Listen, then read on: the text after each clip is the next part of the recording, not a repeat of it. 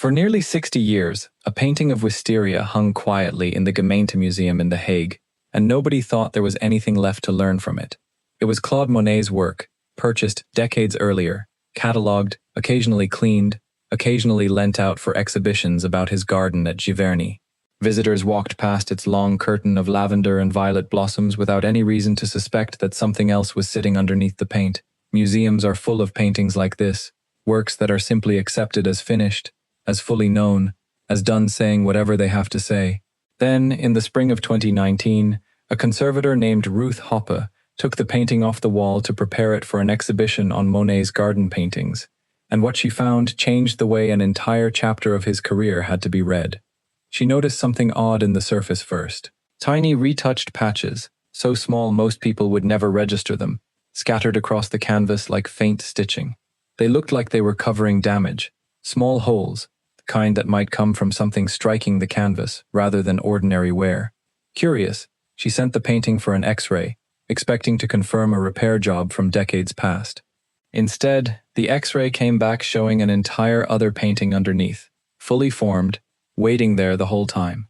It was a version of Monet's water lilies, one nobody had known existed, hidden directly beneath the wisteria that had been hanging in a public museum since 1961. If you're enjoying this story so far, don't forget to hit the like button and subscribe. Drop a comment telling me where in the world you're watching from. I love hearing from you. To understand why that discovery mattered, you have to understand what water lilies meant to Monet, and how completely they had taken over his life by the time he painted the canvas in The Hague.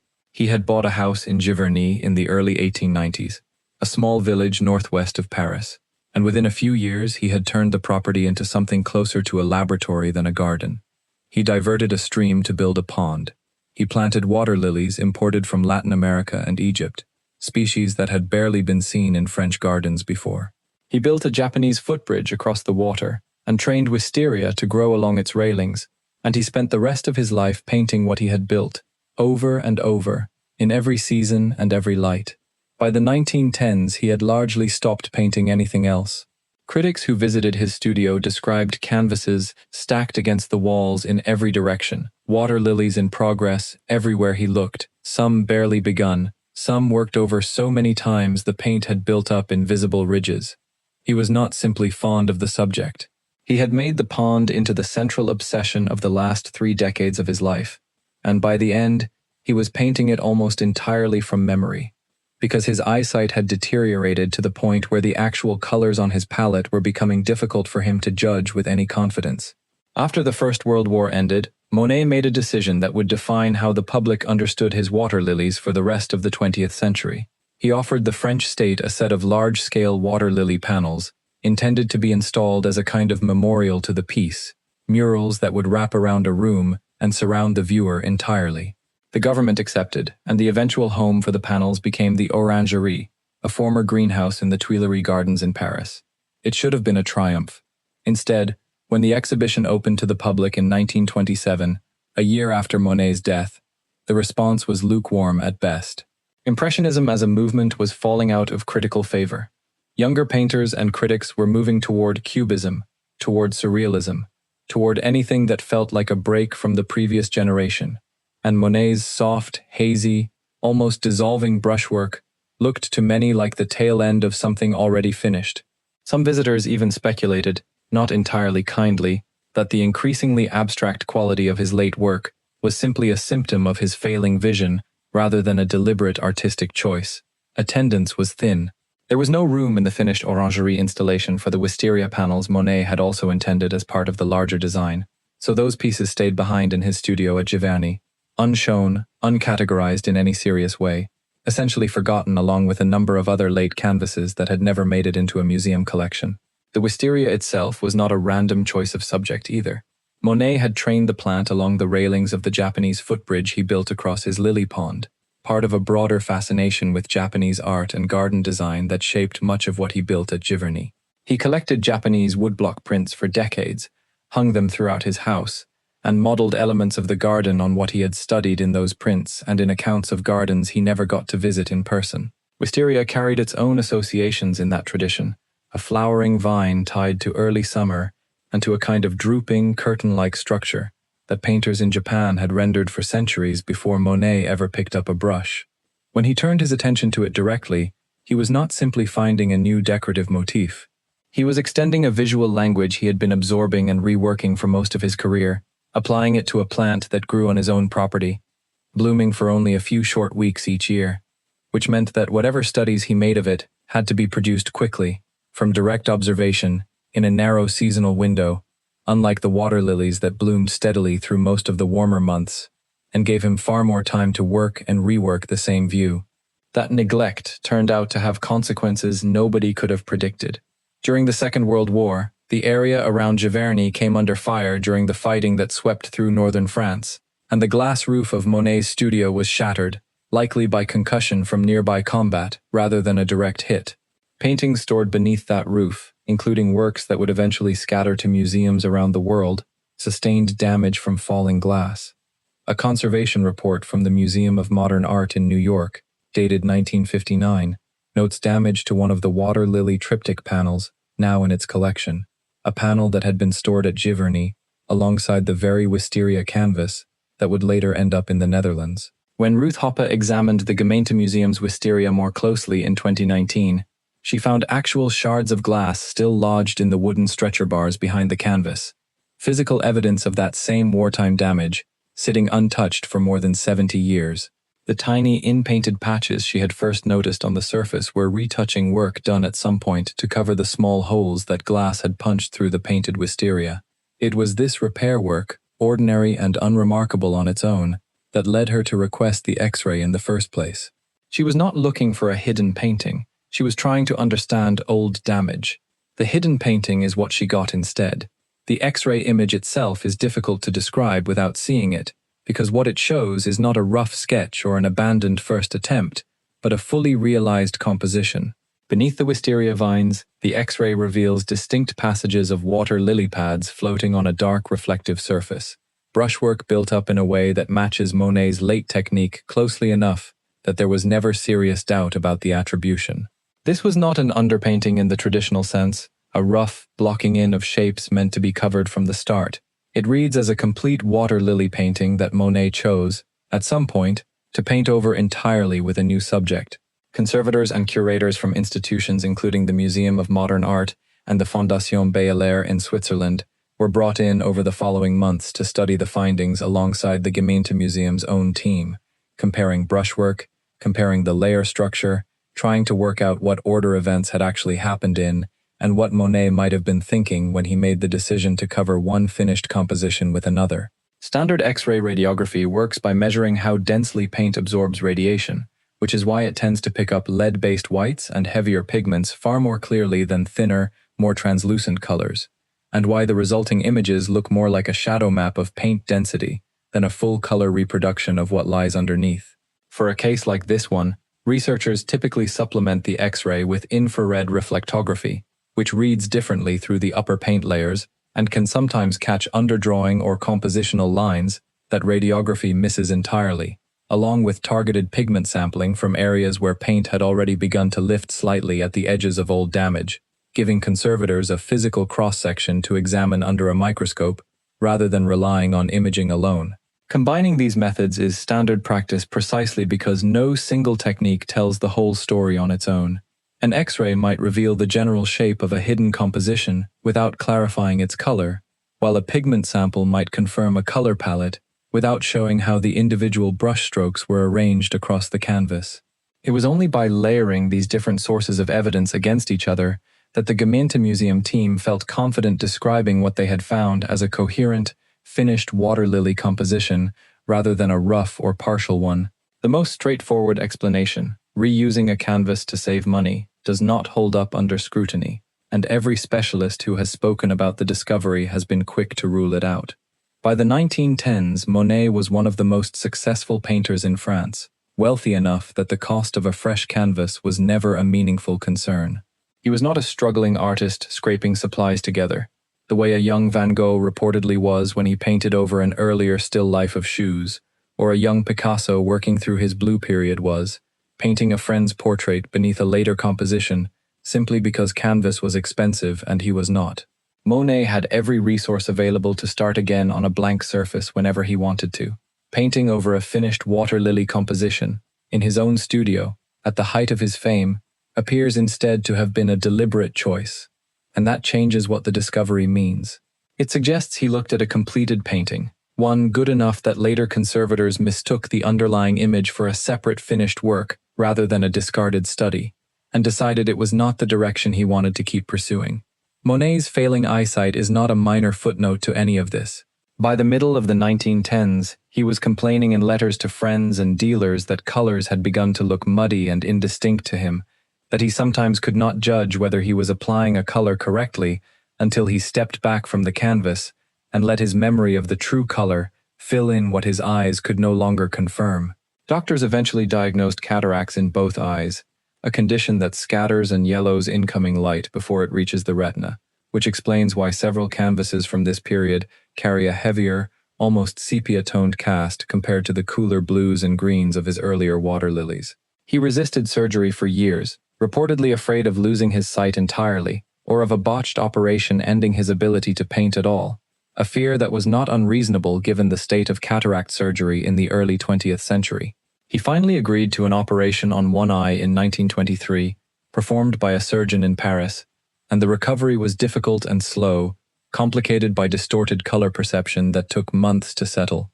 Letters from this period describe him alternately elated at being able to see certain colors clearly again, and frustrated that his perception still felt unreliable, unsure whether a canvas he had just finished actually looked the way he intended it to, or only the way his still-healing eye told him it did.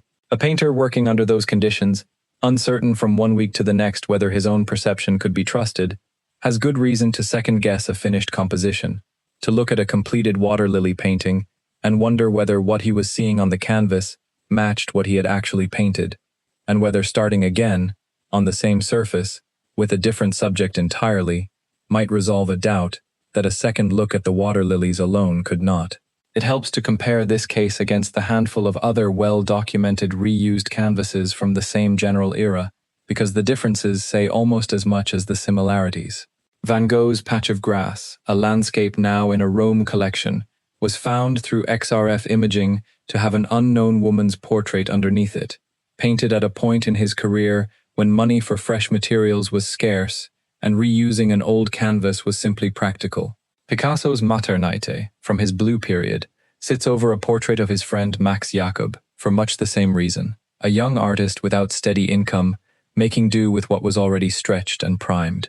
Both cases are explained easily by circumstance. Neither artist had the freedom Monet had by the 1910s, when he could order as many blank canvases as he wanted from Paris and never think twice about the cost. He was not scraping by, counting canvases, deciding which purchase he could afford that month. That is precisely what makes the Wisteria panel harder to explain away. There was no financial pressure pushing Monet to paint over a finished water lily composition, no shortage of materials, no urgency that a poorer artist might have faced. Whatever pushed him to cover that canvas came from somewhere else entirely, from doubt, from experimentation, from the particular restlessness of an artist who kept revising the same handful of subjects for 30 years and evidently never fully trusted that any single version of them was finished. If you're hooked on this story, make sure to subscribe and turn on notifications so you never miss an upload. Your support means everything and helps me bring you more emotional stories like this one. Ruth Hoppe has offered her own reading of what might have happened, based on years of close study of Monet's late working methods, and it is worth sitting with because it reframes the Wisteria painting entirely. In her own words to journalists covering the discovery, the most logical explanation was that he wanted to try something new and was not yet certain where it would lead him, and to her eye, this canvas functions as a bridge between the water lilies and the Wisteria works that followed. If that reading holds, then what the X-ray captured is not simply an accident of reuse, but a frozen record of an artist mid-decision, caught between one obsession and the beginning of another, choosing in the end to bury the earlier idea rather than discard the canvas outright. 8 Wisteria paintings by Monet are known to survive today, made as a frieze intended to hang above the water lily panels in the Orangerie installation, though ultimately none of them were included when the space finally opened. The Kunstmuseum's example, given what lies beneath it, may be the earliest of the group, the point where the two subjects were still tangled together on the same piece of linen, still unresolved in his mind, before Monet eventually pulled them apart into the separate series that museums now display and catalogue independently of one another. There is something particular about the timing of all this that deserves attention too. Monet did not abandon the water lilies to move on to Wisteria the way an artist simply changes subjects out of boredom. His eyesight was failing badly by this period, worsened by cataracts that altered how he perceived color, sometimes shifting his palette toward yellows and reds in ways that alarmed people who saw the resulting canvases before he had cataract surgery late in his life. Some art historians have wondered whether the increasing abstraction of his water lilies in this decade, the way individual lily pads dissolve into passages of pure color and reflected sky, owes something to the physical limits of his vision, rather than to a purely intentional stylistic evolution. Whatever the balance between choice and necessity, it means the canvas Hoppe X-rayed was painted at a moment when Monet's relationship to his own most famous subject was genuinely unstable, when the water lilies he had spent nearly 3 decades painting were becoming harder for him to see clearly, and when a decorative climbing plant on a garden bridge may have offered him a different kind of visual problem to solve, one built around line and curtain-like structure rather than the endless flat reflections of the pond. None of this would have come to light without a very specific and somewhat unglamorous chain of events. A piece of wartime shrapnel damage, a conservator noticing retouching that most visitors would never register, a decision to run an X-ray not out of any suspicion that something extraordinary was hiding underneath, but simply to understand old repairs before an upcoming show.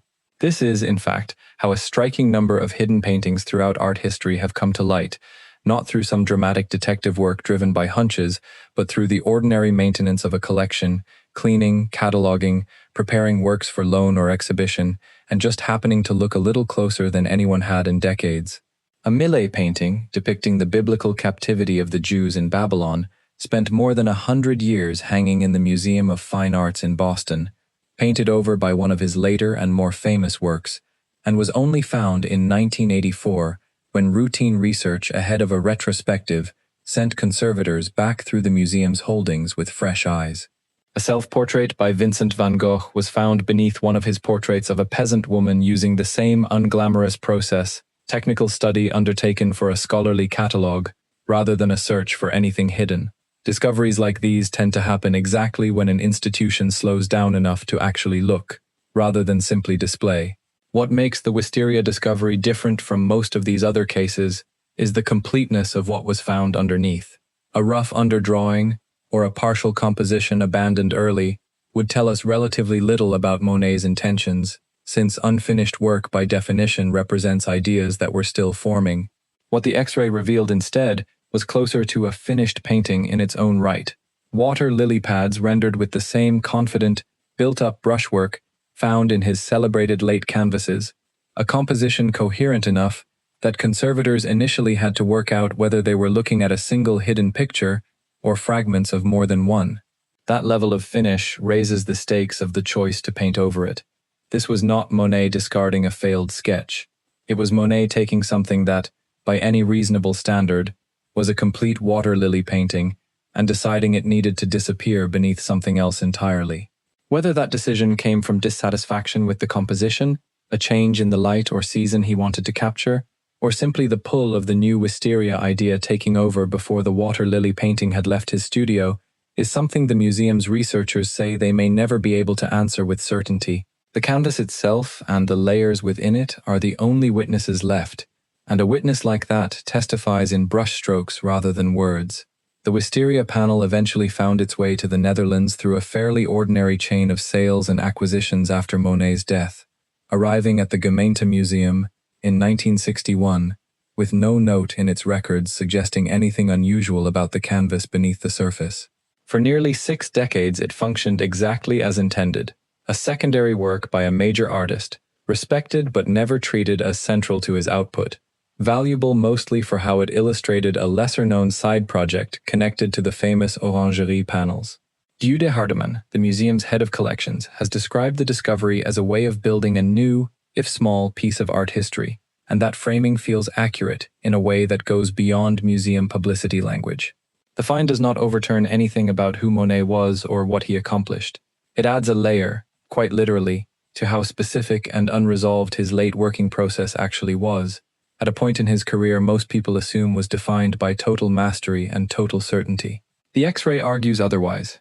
It shows an artist still testing, still burying ideas beneath other ideas, well into his 70s, working through a transition nobody knew he had made until a conservator held the canvas up to a scanner nearly 100 years later.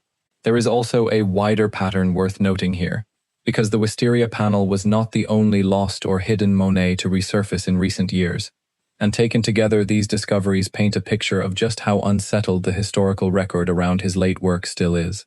In 2018, a large water lily painting called Water Lilies, Reflection of Willows, was located in storage at the Louvre, a piece that had been purchased directly from Monet by the Japanese collector Kojiro Matsukata in the early 1920s, and then lost track of for decades after the Second World War, its canvas torn in half and badly damaged by the time researchers finally tracked it down. It is now undergoing careful, long-term restoration at the National Museum of Western Art in Tokyo. In 2017, an art historian at the University of Edinburgh identified a Monet landscape that had been sold privately in New Orleans and was still listed as missing in the scholarly literature, simply by searching through auction and dealer records online until the trail connected. In 2013, a painting from Monet's Waterloo Bridge series turned up among more than 1,000 artworks recovered from the Munich apartment of Cornelius Gurlitt, the son of a dealer who had sold looted and coerced art on behalf of Nazi Germany decades earlier. None of these stories involve a hidden second painting the way the Wisteria discovery does, but together they make one thing clear. Even for an artist as thoroughly documented, as widely exhibited, and as commercially tracked as Claude Monet, the record of exactly what he painted, when, and what happened to those canvases afterward, is still full of gaps that continue to close only when someone with the right expertise happens to look in the right storage room or run the right scan at the right moment. What happened at the Gemeentemuseum has changed how the Wisteria painting is displayed and discussed today.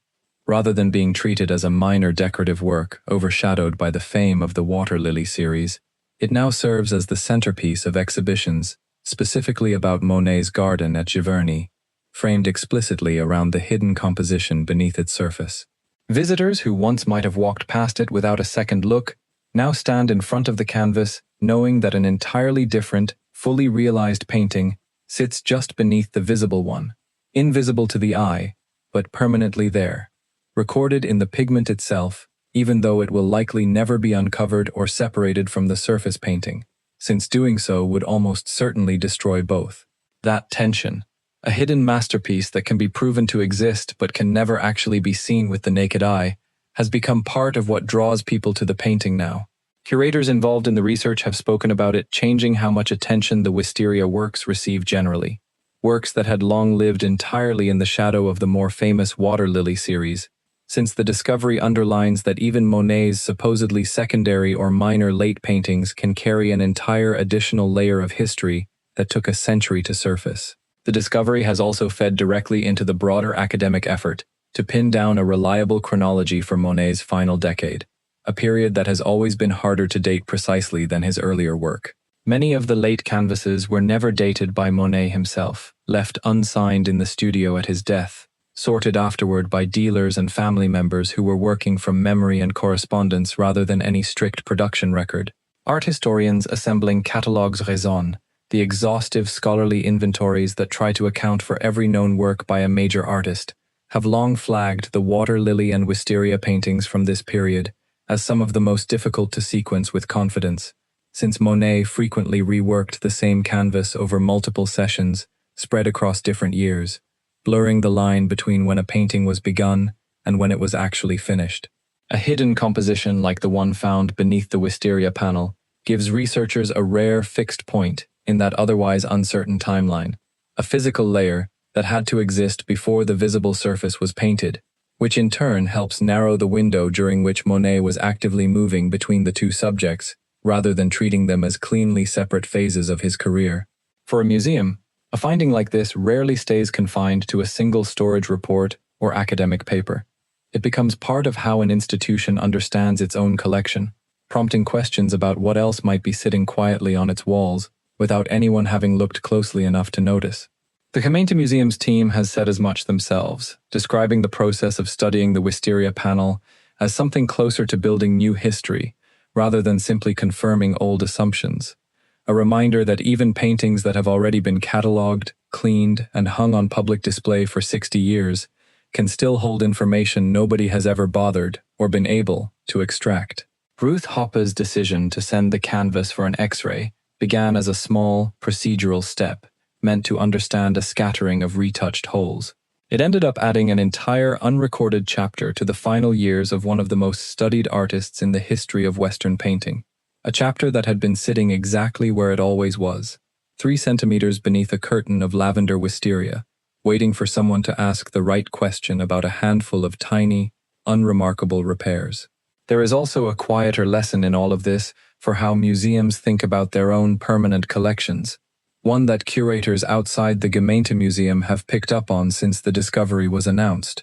It is easy to assume that a well-documented painting by a major artist, hanging in a national collection, cleaned periodically and included in scholarly catalogues, has already given up everything it has to offer.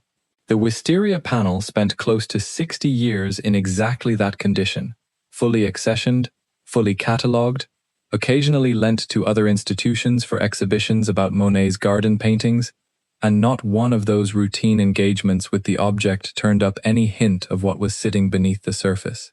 It took a specific kind of attention, the sort that only comes from preparing a work for a dedicated exhibition and noticing something as small as a cluster of retouched holes, to set the process in motion. Conservation science has advanced enough in the past few decades that institutions are increasingly building X-ray and infrared surveys into routine collection management, rather than reserving them for cases of obvious suspicion. And specialists in the field have suggested that discoveries like this one are likely to become less rare as more of that quieter, unglamorous survey work gets done across museum basements and storage facilities that have not been closely examined in generations. Somewhere in a museum collection not yet scheduled for its next exhibition, there may be another canvas carrying the same kind of buried decision. Another finished composition an artist chose to cover rather than discard, waiting on the possibility that someone preparing a loan request or cleaning schedule happens to notice something small enough that almost anyone else would have walked right past it. Thank you so much for watching until the end. If you loved this story, check out the other videos on your screen now. I think you'll really enjoy them. And don't forget to subscribe if you haven't already. See you in the next story.